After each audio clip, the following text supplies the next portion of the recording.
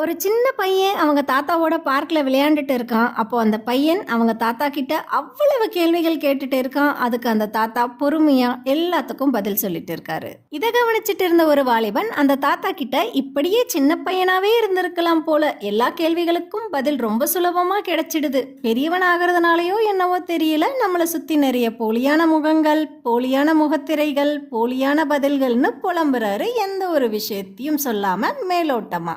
அதுக்கு உடனே அந்த முதியவர், எல்லா கேள்விகளுக்கும் பதில் கிடைக்கணுன்ற அவசியம் இல்லை. சில நேரங்களில் நமக்கு பதில் கிடைக்காம இருக்குன்னா அந்த பதில் நமக்கு மிகுந்த வலியை கொடுக்கலாம்ன்ற அர்த்தம். அதனால நம்மளோட மன நிம்மதியை கூட இழக்கலாம்ன்ற அர்த்தம். இதுவும் கடந்து போகும், இந்த நிலையும் மாறும்னு சந்தோஷமாயிரு, எல்லாமே உனக்கு சுலபமாயிடும்னு சொல்றாரு. இந்த கதையிலிருந்து என்ன தெரிஞ்சுக்கிட்டீங்க? நீங்களும் ஏதாவது மறைக்கப்பட்ட விஷயங்களை தெரிஞ்சு மன நிம்மதியை இழந்திருந்தா என்னன்னு கமெண்ட் பண்ணுங்க.